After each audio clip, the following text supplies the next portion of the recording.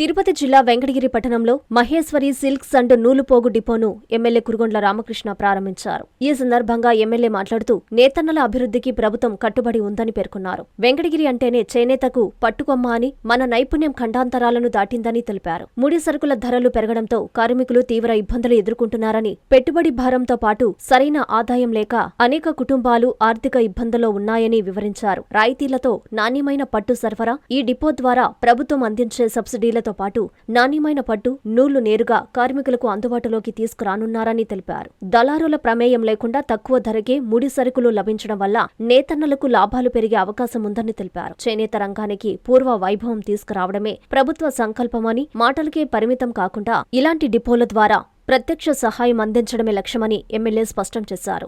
నేతన్నల కళ్లల్లో ఆనందం చూసినప్పుడే నాకు నిజమైన తృప్తి కలుగుతుందని పేర్కొన్నారు. ఈ కార్యక్రమంలో డీసీఎంఎస్ చైర్మన్ నాగేశ్వరరావు, రాష్ట్ర పద్మశాలి కార్పొరేషన్ డైరెక్టర్ రామదాసు గంగాధరం, నియోజకవర్గ పరిశీలకులు జన్ని రమణయ్య, ఏఎంసీ చైర్మన్, పట్టణ రూరల్ అధ్యక్షులు, మాజీ మున్సిపల్ వైస్ చైర్మన్, మాజీ పట్టణ అధ్యక్షులు, నాయకులు, కార్యకర్తలు పాల్గొన్నారు.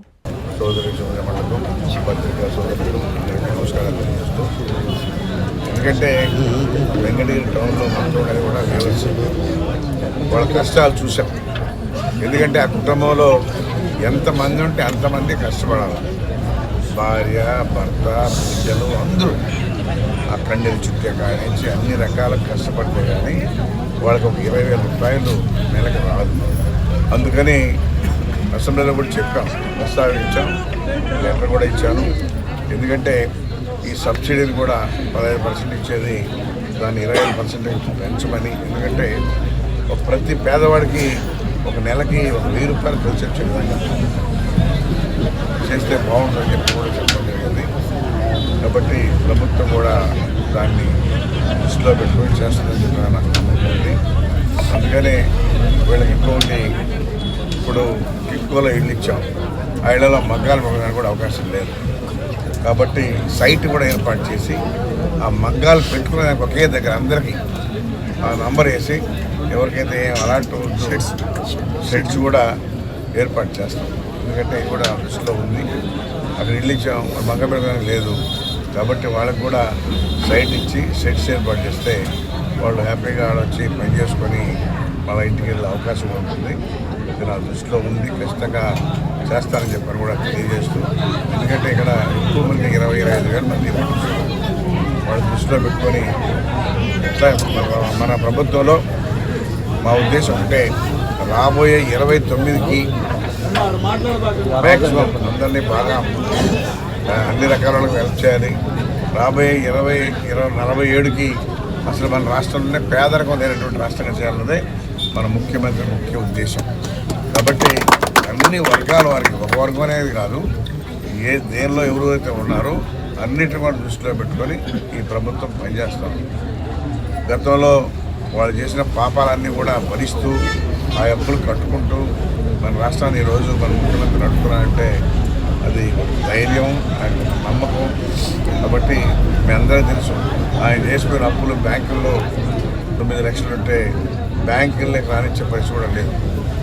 వాటిని మళ్ళా కట్టి రీవోక్ చేసి ఈరోజు మళ్ళా మన ముఖ్యమంత్రి పనిచేస్తూ ఉన్నాడు. ఎందుకంటే ఇది అందరూ ప్రజలకు తెలియాలి.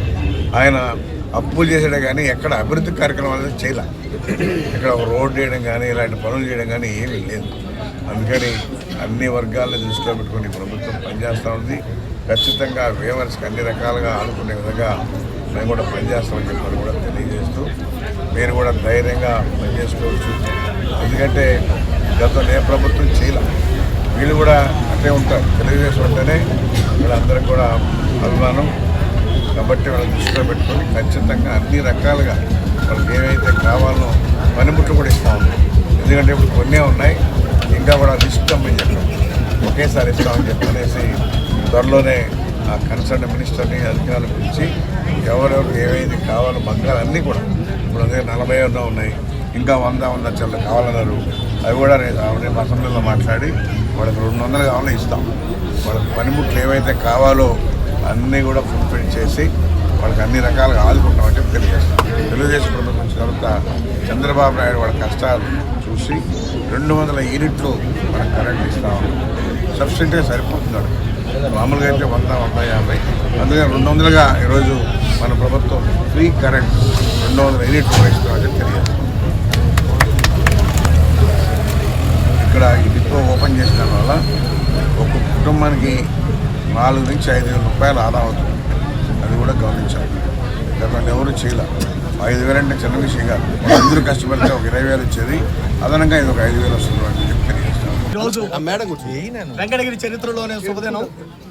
ముఖ్యంగా మా వెంకటగిరి నియోజకవర్గ శాసనసభ్యులు ప్రెసిడెంట్ శ్రీ కురుకొండ రామకృష్ణ గారు ముచ్చటగా 3వసారి విజయ కేంద్రంతో గెలిచి చేనేతల మీద మక్కువతో వారి మీద ఉండే ప్రత్యేక దృష్టితో గత దాదాపు 14 సంవత్సరాల నుంచి మేము ప్రయత్నిస్తున్న సొసైటీల ఏర్పాటు కోసం ఇన్ని సంవత్సరాలు కానాటివి ఈరోజు మా శాసనసభ్యుల వారి సహకారంతో 7 నూతన సంఘాలు రిలీజ్ కావడం వెంకటగిరి నియోజకవర్గానికి, అందులో వెంకటగిరికి.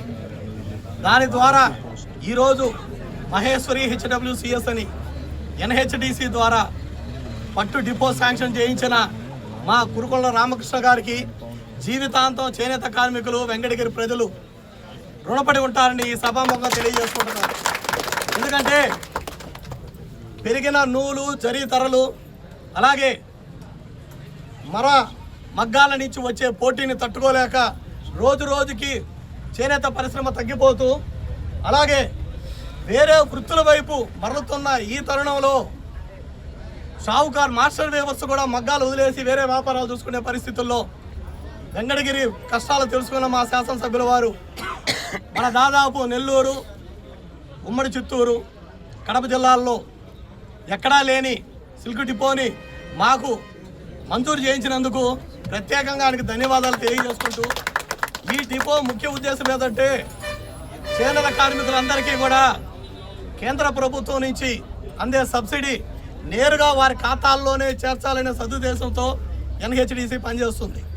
ప్రతి చేనేత కార్మికుడికి ఇక్కడ ఏర్పాటు చేసినటువంటి ఈ డిపో ద్వారా పాస్బుక్లు అందిస్తాము. అలాగే ఆ పాస్బుక్ల ద్వారా ప్రతి నెల ఒక చేనేత కార్మికుడు రంగు వేసిన తర్వాత వచ్చే పట్టుని, ముడి సరుకు కాదు, ఆఫ్టర్ డైయింగ్ పట్టుని నెలకి 6 కేజీల లెక్కన డిపో నుంచి సరఫరా చేయబడుతుంది. అంటే ఇక్కడికి వచ్చిన పట్టు నేరుగా తీసుకెళ్లి మగ్గం మీద పెట్టి మగ్గం వేసుకోవచ్చు. ఇది చేనేత కార్మికులందరూ గ్రహించాలని తెలియజేసుకుంటున్నాం. వాళ్ళకి ఎటువంటి అనుమానాలు ఉన్నా 24 గంటలు మా సేవలు అందుబాటులోనే ఉంటాయి.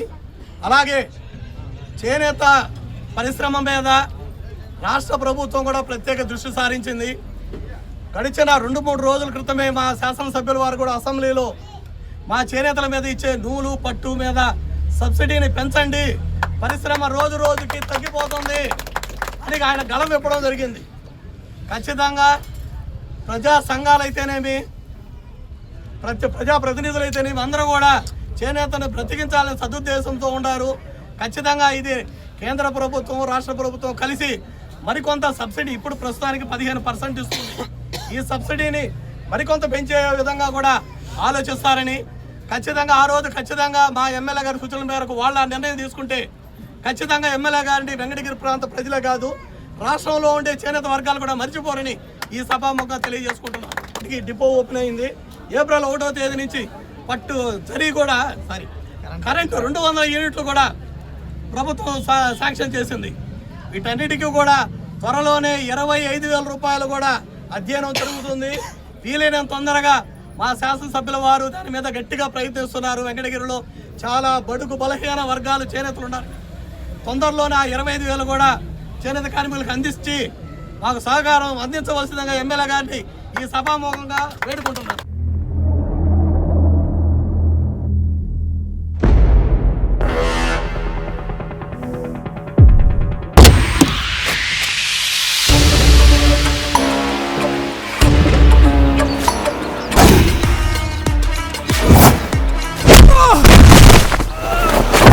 పోలీస్ డిపార్ట్మెంట్ ఉంది లా అండ్ ఆర్డర్ కాపాడడానికి, ప్రజలకు శాంతి భద్రతలు ఇవ్వడానికి. పోలీసు న్యాయం, వాళ్ళు నన్నేం చేస్తారా? నేనే న్యాయం, నేనే చట్టం. మైనింగ్ శివారెడ్డి. అవును బాబాయ్. కనీసం చనిపోయింది మనుషులు కూడా అనుకోలేదు కదరా. ఈశ్వరా, వజ్రాన్ని వజ్రంతో పోయాలి, ముళ్ళును ముళ్ళుతో తీయాలి.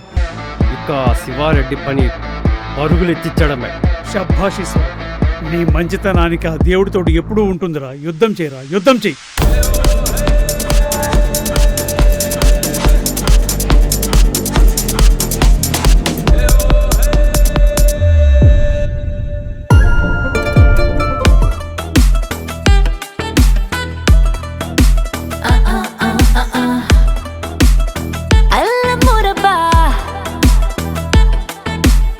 సరుకు దగ్గర సరసం లేదురా అబ్బా, అది కావాలంటే వచ్చేసి సందు చివరకు అబ్బా. నీకు నాకు తేడానే జాస్తి చేస్తే కొస్తాన్ని వంటి సరుకు అరవకుండా అబ్బా. డ్రగ్సా? మీరంతా ఏం చేస్తున్నారు? Sir please understand me sir. It's not ordinary thing. We must be arrest Dinakar. అన్నా, తిరుపతిలో నువ్వు విమానం దిగేంతలోపు నీ సరుకు నీ కాళ్ళ దగ్గర లేకపోతే ఈ ఊరు వల్లకాడవుతుందన్నా.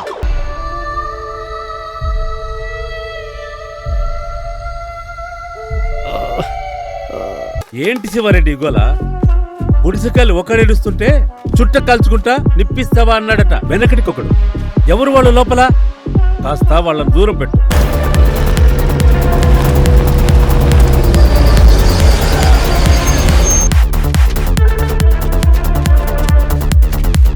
నమస్తే శివారెడ్డి. నమస్తే శివారెడ్డి గారు.